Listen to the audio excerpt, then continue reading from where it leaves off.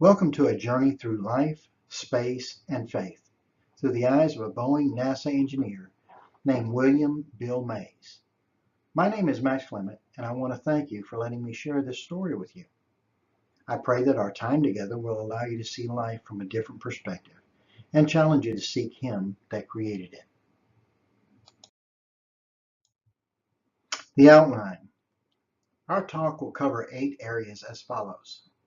First, Bill wants you to know how thankful he is for the life God blessed he and his wife Winona with. He also wants to encourage you to never take that fact for granted in your own life. Next, we will cover Bill's Boeing NASA work experience and teaching. This time, according to Bill, was truly rewarding and led by God. Bill learned Proverbs 3, 5, and 6 early. Trust in the Lord with all thine heart, and lean not unto thine own understanding. In all thy ways acknowledge him, and he shall direct thy path. Next, we will talk about the up-and-coming space tourism industry. Fourth, NASA has some great plans, and I'm sure you'll want to hear about those. Fifth, we'll look at what other countries and other nations are doing in space. Sixth, we visit Bill's formation of Mission Service Corps volunteer missionaries. Seventh, we'll visit Bill's retirement. And finally, we are faced with a challenge, 23 years of opportunity. Approach to my talk. Next, we will discuss up to 55 experiences and principles of life to live by. I will be talking about Bill's experiences, but I will ask you to attempt to apply them to yourself. As I talk, jot down some of Bill's experiences and consider how they may apply to you. We did not set out to do an exhaustive presentation of all space activities, but rather to present as many as Bill has uncovered during about a 10-year period of listening to TV and gleaning from magazines.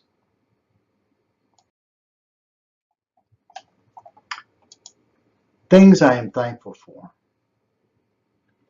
The first thing Bill is thankful for is salvation. He quotes Revelation 3:20, Behold, I stand at the door and knock. If any man hear my voice and open the door, I will come in and sup with him, and he with me. Bill states, It amazes me that God sent his son to die on the cross for me. And then in 1945, he spoke to me through his Holy Spirit and provided a rebirth. Some of my family may not have experienced this rebirth. Does this sound like something you have already done or something you need to do? Bill is thankful for a life committed to Christ. Luke 12:48, For unto whomsoever much is given, of him shall be much required. In 1954, in Hilton, Oklahoma, Bill committed his life to Christ. He was at a night tent revival with a girlfriend singing in the choir. He recalled his words, God, when I return to college, I will do what you want me to do, even if I flunk out of school. This was his life commitment. Looking back, he is humbled for what God did there and then through him later. He is thankful for his Christian home and family, his churches, his Sunday school teachers, his deacons, and the like. Each has had a major influence on his life. Bill is also thankful for a supportive Christian wife that prays. 2 Corinthians 6:14. Be ye not unequally yoked together with unbelievers. He is also thankful for the Bible. Psalms 119:105. Thy word is a lamp unto my feet and a light unto my path. He has read it a number of times. Currently, he is reading and studying the book of Isaiah. It has much in it about the Old Testament times and about Jesus and the end times. Lastly, he is thankful for prayer, the amazing ability to spend time with the Creator of all life.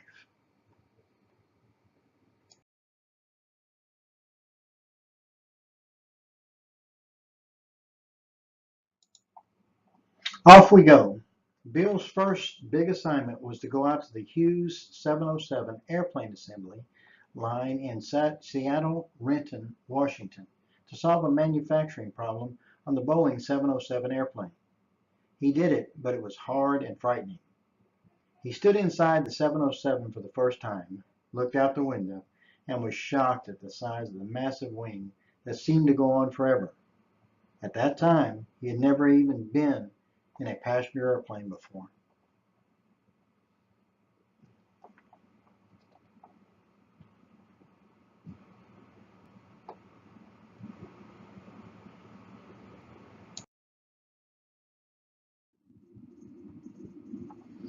Bill's second assignment was to report the flight of a Bomark ground-to-air missile test in Florida to the Japanese government via telephone. However, he didn't even have a telephone in his house at that time. His third assignment was to demonstrate to the Japanese government the opening of the Bomark missile shelter and the erection of the Bomark ground-to-air missile. This was basically accomplished in downtown Seattle. It was successful, but only because of a great technician working on the project.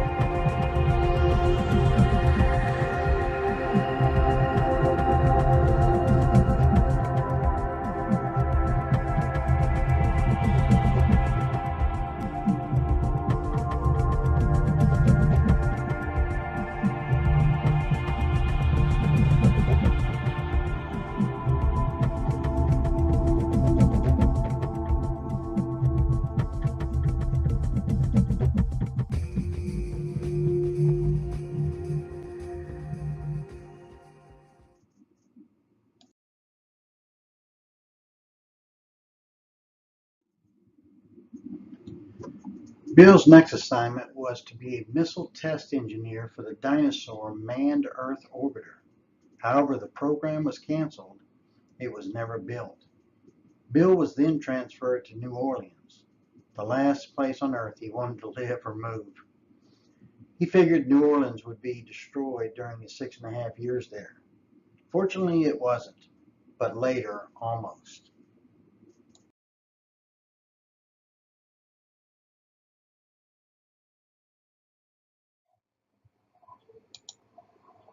Bill's next assignment was working on the first stage of the Saturn V moon rocket.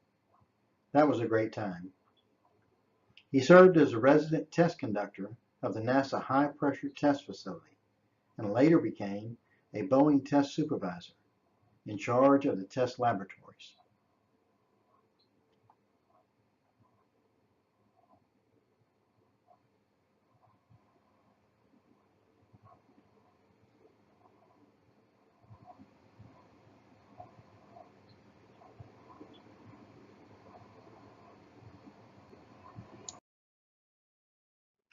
When God says move, you better move. After moving away from the New Orleans, Louisiana home, Bill and Winona's home was destroyed by Hurricane Katrina. Yes, the one that devastated New Orleans. When God says move, you better move. We loved our house in Huntsville, Alabama, says Bill, but it too was later destroyed by a tornado.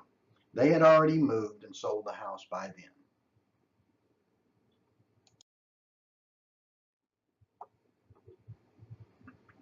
Bill worked for an airplane company, but always found flying to be a little scary. He had a storm-related experience flying from New Orleans to Huntsville, Alabama, in a common airplane. That may have influenced his opinion on the subject. It was a very dark night and very scary when a storm hit the small aircraft. He just knew the aircraft wouldn't hold together, but it did.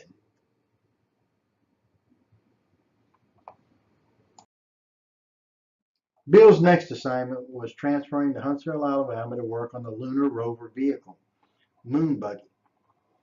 He had 3 good experiences on the lunar rover vehicle program. First, he ate lunch with Dave Scott, the first astronaut moon buggy driver. Second, he was asked to call Boeing Seattle and make arrangements for a thermal, vacuum, and vibration test on the LRV. He didn't know much about what he was doing at the time, but he did it.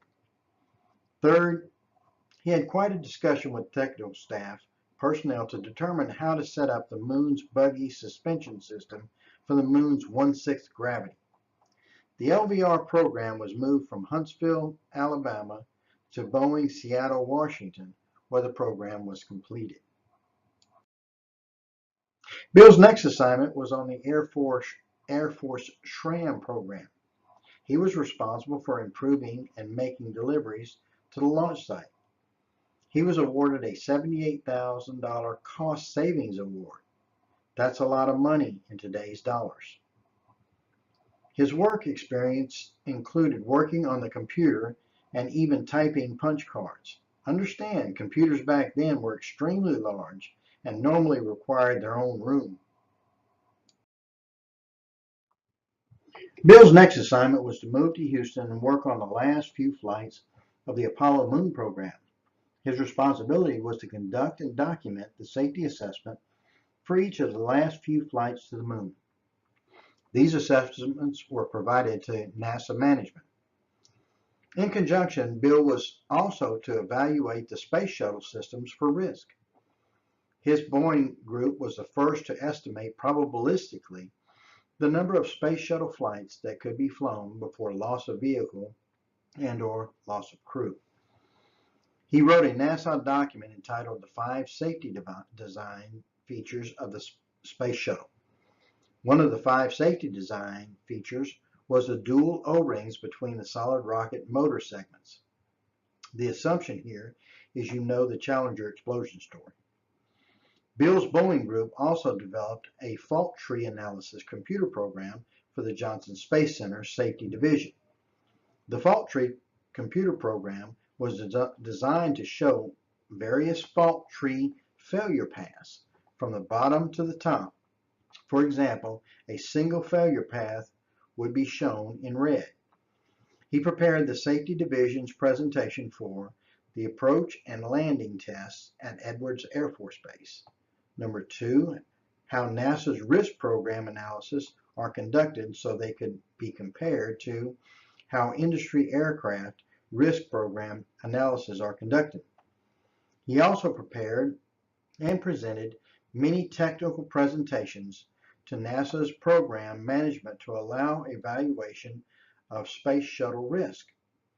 He represented the Johnson Space Center Safety Division at the first 4 space shuttle flights readiness reviews at Kennedy Space Center.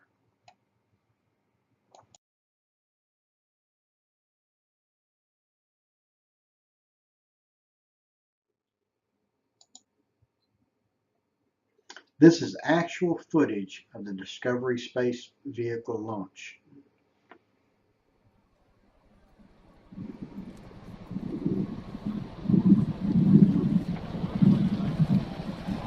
T-minus 90 seconds and counting. All systems are go. We're about 90 seconds from the launch of Space Shuttle Discovery.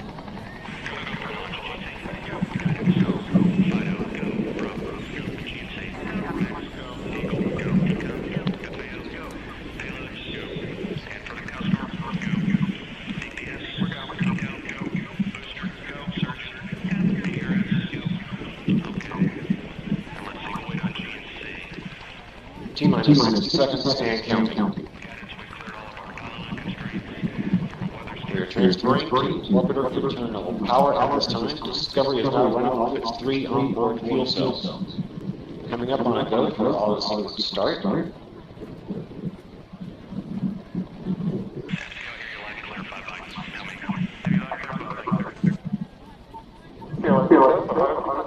And we have a go for auto sequence start. Discovery's onboard computers have primary control of all the vehicle's critical functions. T-minus 17 seconds and counting. 15, 12, 11, 10, 9, 8, 7, 6, start, 2, 1, booster ignition, and liftoff of the Space Shuttle Discovery, returning to the space station, paving the way for future missions beyond.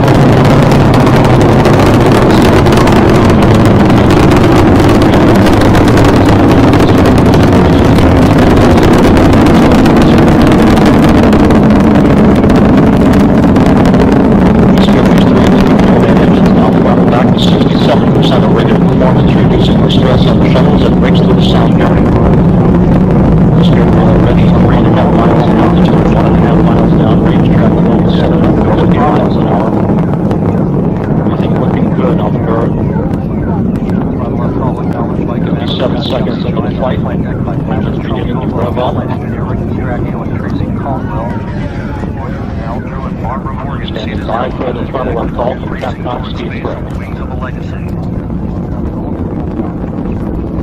Discovery, you can go at throttle up.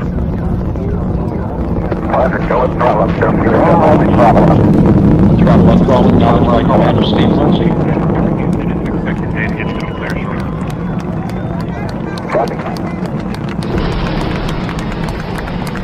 solid rocket booster separation confirmed. Guidance now converging.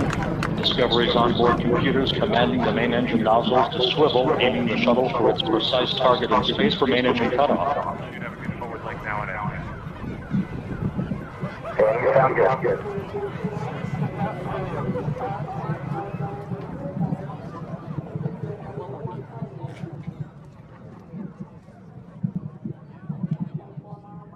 Discovery, negative return.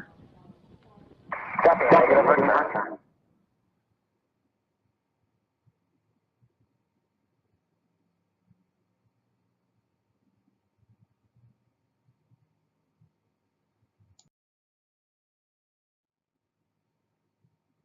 Bill worked for 1 year for Charles Bolden in Houston.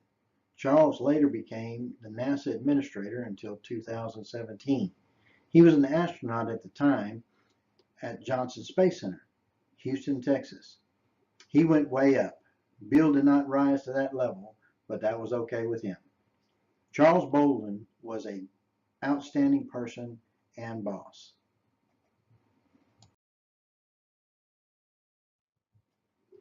Bill's concurrent Houston, Texas job was also to work on the space station program. He worked on the space station for quite a few years. The space station had a lot of different configurations. It is now finished and is being used for research. The space station was exciting to work on.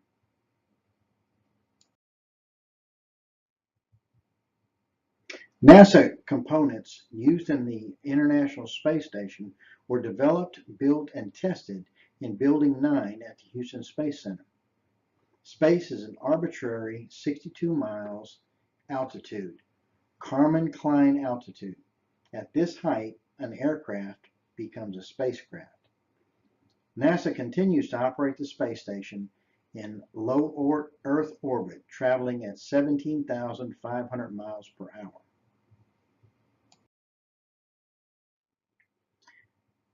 Bill's next work was also on the U.S. Strategic Petroleum Reserve in Louisiana, New Orleans, and Texas. Oil stored in Old Morton salt mines, salt caverns hewn out with water, up to 1 billion barrels. That's 42 billion gallons.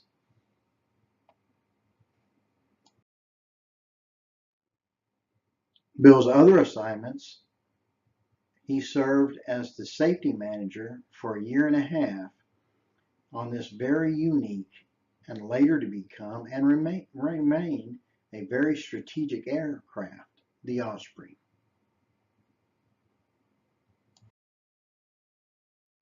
We have now arrived at our next section. This is space tourism.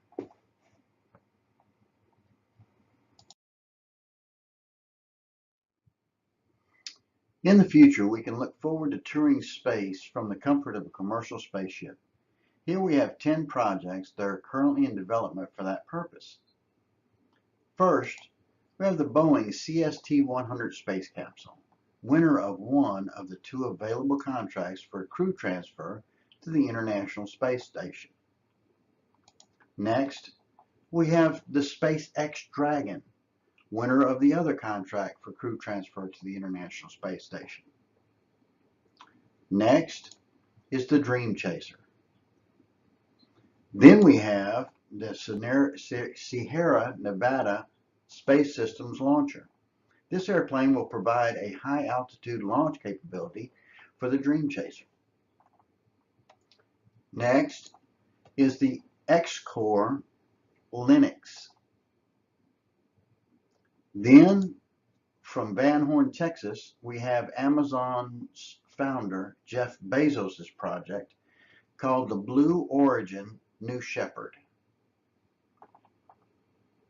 Next is the Virgin Group's project, the Virgin Galactic Spaceship.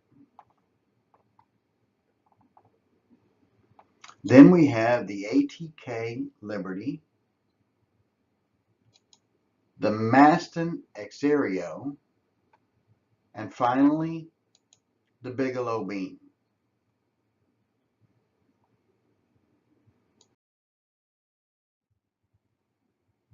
Now let's give you a little background on each one of these vehicles.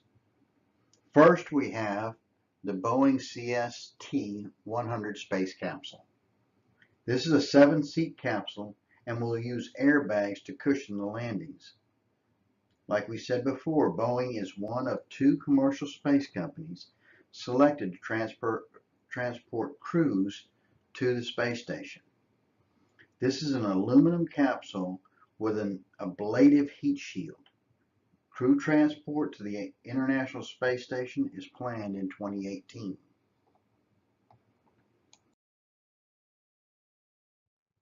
Next, we have the SpaceX Dragon capsule. This was the first private company to deliver cargo to the space station for NASA. The second of 2 companies that won a contract for crew delivery to the space station.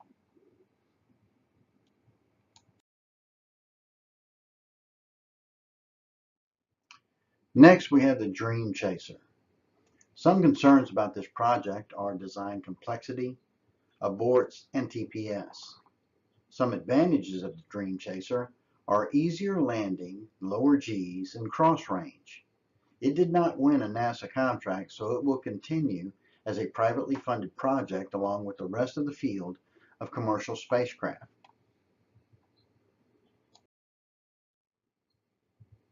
Stratolauncher. Stratolauncher to build the largest carrier aircraft for a Dream Chaser spaceship launcher. The Dream Chaser, however, is still considering runway takeoff and landing.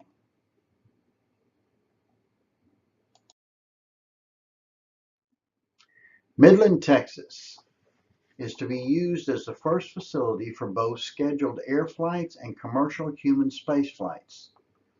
Tickets are projected to cost $95,000 per passenger. The ICAR Linux spaceship has a 2-passenger limit. It uses 4 custom-made kerosene and liquid oxygen rocket engines to take off vertically at Mach 2.9 straight upwards. It lands at 110 knots. 3 versions are planned, the Mark 1, the Mark II, and the Mark III.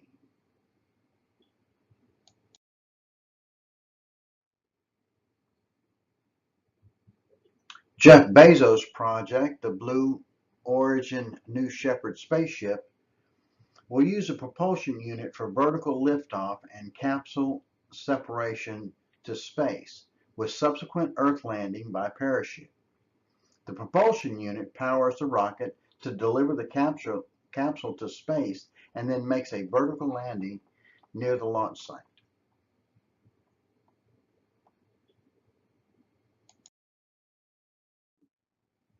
Next, we have Ansari's $10 million X Prize winner, the Virgin Galactic spaceship.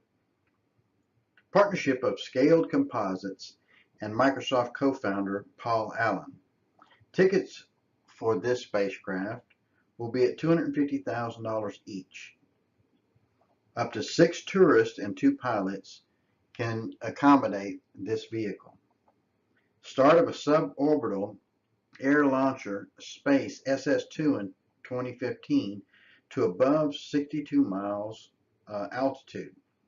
Switch to new fuel polyamide-based plastic instead of rubber. The SS2 glide tested 10/7/2014. In October 31st, 2014, the spaceship-powered test flight crashed, 1 dead, 1 injured. It occurred seconds after release. The test pilot killed, fellow test pilot severely injured. This was the initial test of a new hybrid rocket motor. Commercial flights, however, are still being planned for 2015.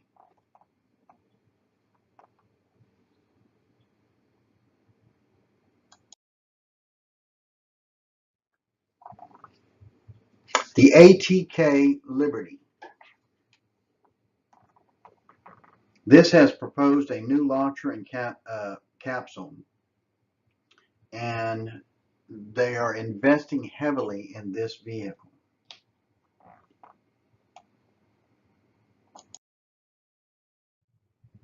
Next is the Maston Xaero reusable launch vehicle. A prototype VTOL suborbital vehicle crashed 9/11/2012 at the Mojave, California launch site. Payloads up to 22 pounds can be lifted 19 miles.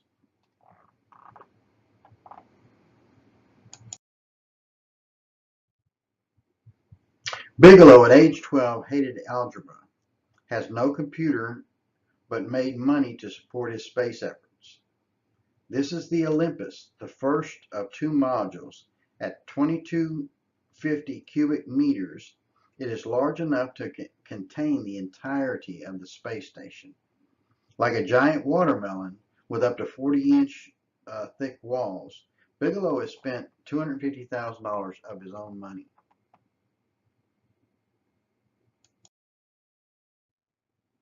The Bigelow BA330 is Bigelow's second installment.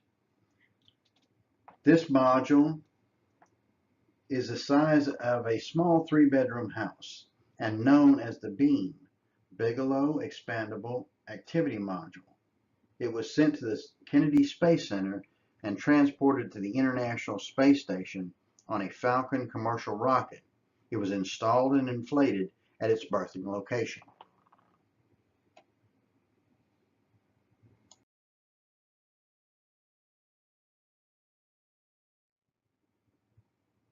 We have now arrived at our next section, new NASA and industry plans.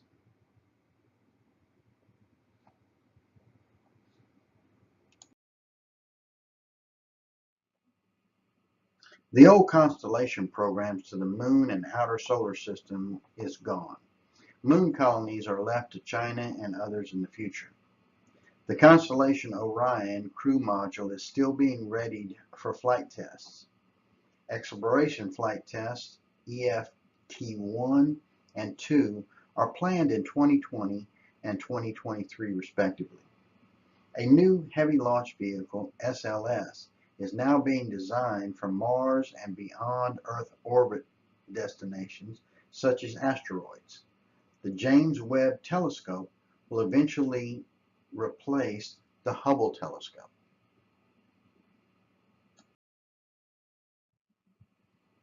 The next generation heavy lift rockets. Heavy launch version 130 tons. A 7-10-day trip around the moon and back to Earth at 11 kilometers per second is planned.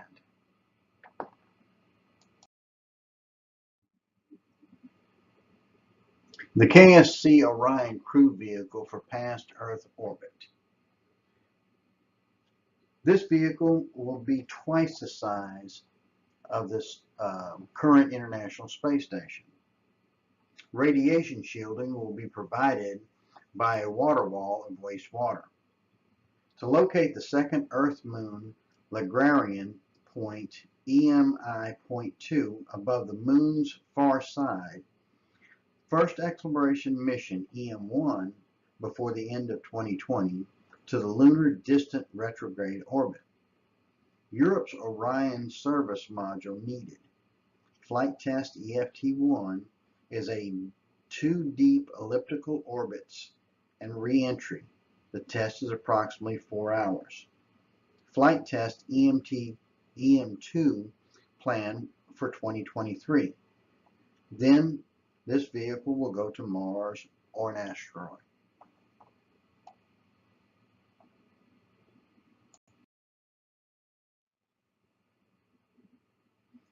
USA Mars Atmosphere and Volatile Evolution, MAVEN project, designed to investigate whether water that once ran on the surface of Mars escaped into space. The spacecraft took advantage of the October 19, 2014 passing of the Siding Spring comet to investigate it. The spacecraft will study the impact on Mars's atmosphere of the comets passing through its atmosphere. It will also study Mars's atmosphere, climate, geology, and origin, as well as the current and past habitability.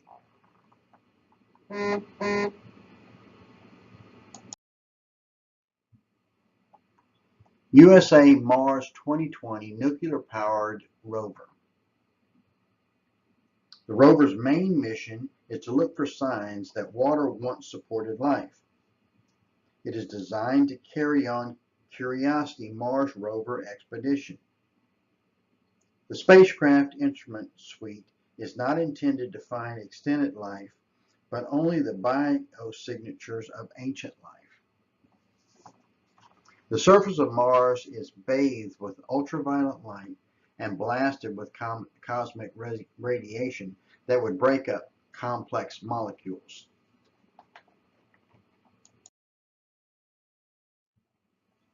Mars missions this decade. This is an overview of the Mars missions. Operational first from 2001 to 2013, we had the Odyssey, the SA Mars Express, the Mars Reconnaissance Orbiter, and of course MAVEN that we just talked about.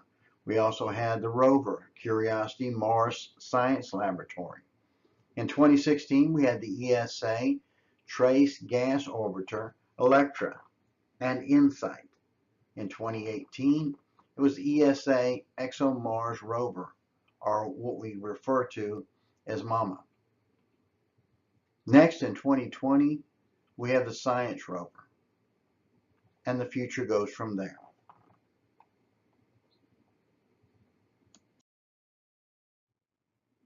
NASA's launch to Pluto and beyond.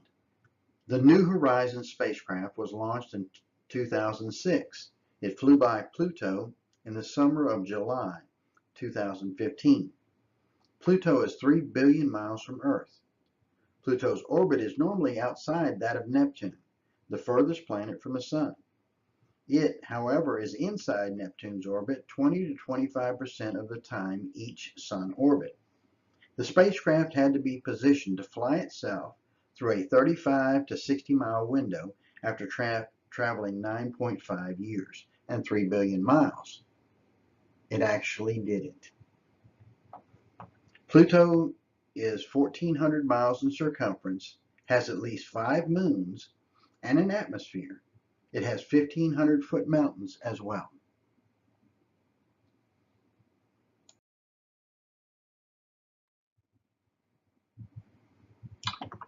Reconnaissance at the furthest frontier. Pluto is the largest of the objects in the Kuiper Belt. The spacecraft is traveling on to survey a further object of interest in the Kuiper Belt.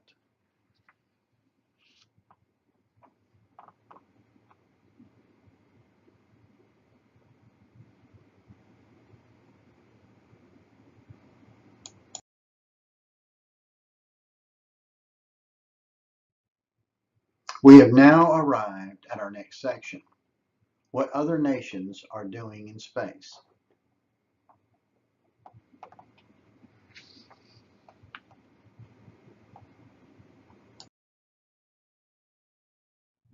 We'll start this section with India's programs. India has a Mars Orbiter mission program called MOM. On October 2nd, 2014, India moved its Mars Orbiter to the launch pad for an October 2014 liftoff to the Red Planet and insertion into Mars orbits on September 14th, 2014. It is in orbit now. This program will search for methane in Mars' atmosphere. It will also study the atmosphere, climate, geology, origin, as well as current and past habitability.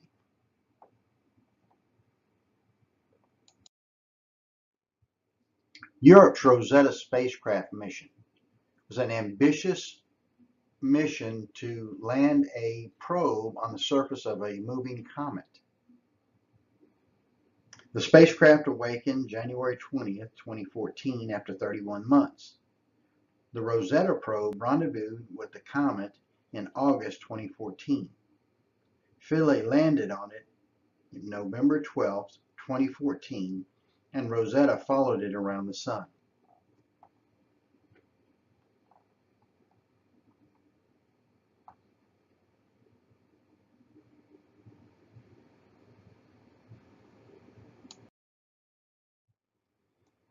Next is China's robotic rover called U2 to the moon.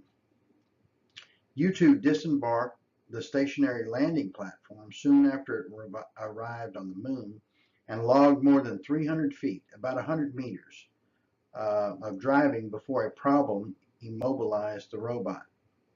The craft continued to collect scientific measurements and survived 31 months, more than 10 times longer than its 3-month life design.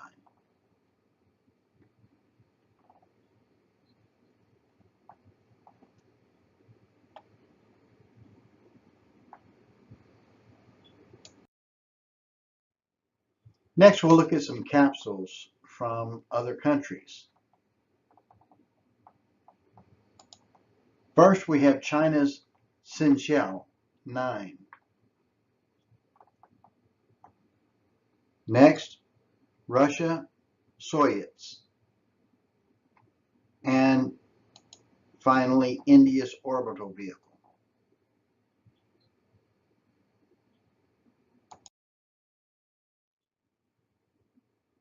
China in space. China's space program orbital laboratories. Tiangong-1 launched in 2013. It is 9 metric tons. Tiangong-2, the 6th manned space capsule, Shin-2Hao, launched 10/17/2016 and docked 10/19/2016. The 2 astronauts will stay in space 30 days. Tiangong-2 is about the size of the 1970s area Salyut. 3 Salyut-sized laboratories to be in space by 2022. China is now open to other countries sharing its space station. 2 or 3 more modules may be added to the space station to accommodate the expansion. Initial configuration will be a core and 2 China experimentation modules. The station will orbit at an altitude of 210 to 280 miles. Note, the Russian Mir weighed about 130 metric tons.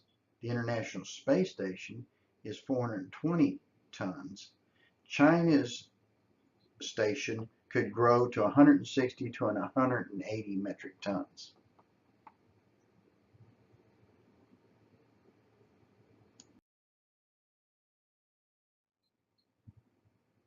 The Russian Soyuz. Currently, at least for the next couple of years, this is the only way for U.S. astronauts to get to the space station.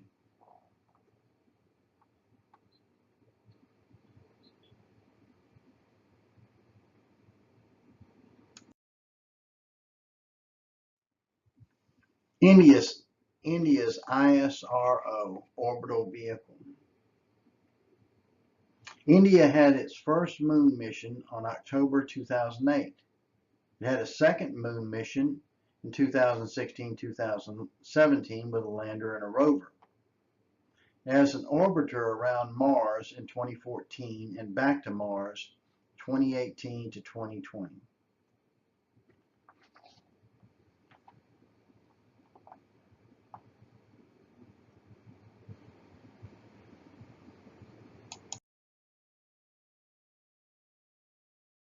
We have now arrived at our next section, the Mission Service Corps.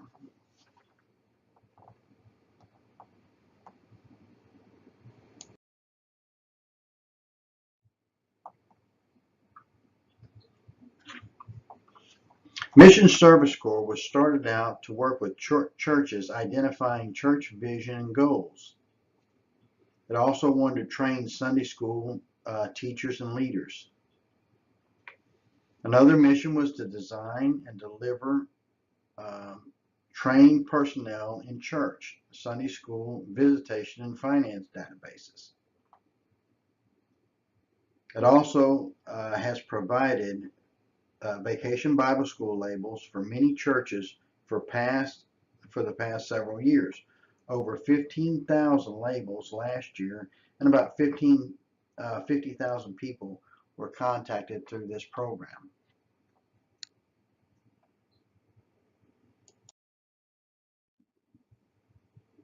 Mission Service Corps Jerusalem Outreach.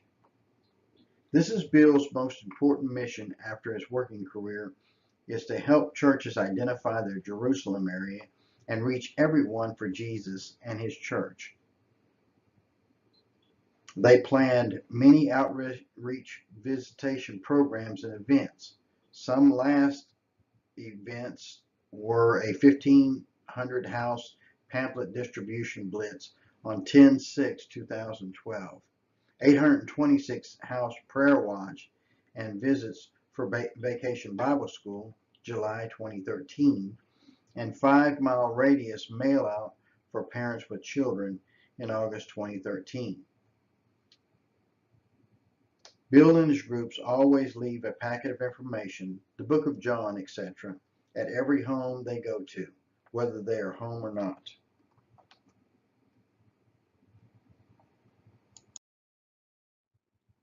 Mission Service Corps new homeowners. One new effort is providing new homeowner address labels to 37 churches in the Longview and surrounding cities. We sent 1,946 letters for a 3-month period. Bill's #1 desire and plan is to help all churches in North America identify their Jerusalem area, visit each home, and help the people and witness to those who are lost. What about your church? What is it willing to do?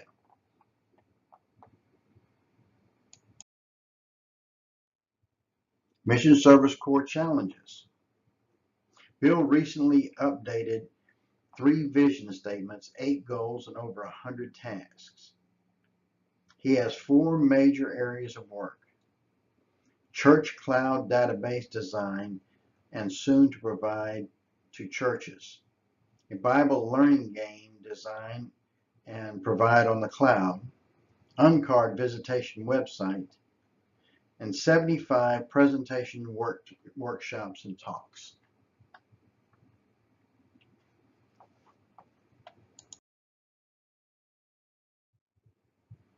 We have now arrived at Bill's retirement.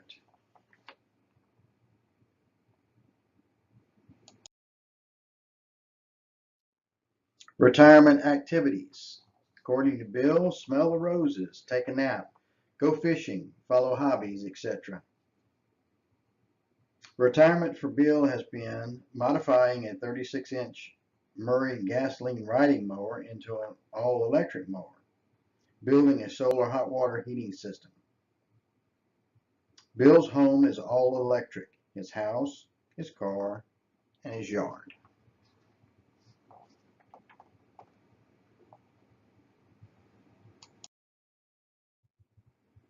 We have now reached Bill's challenge section.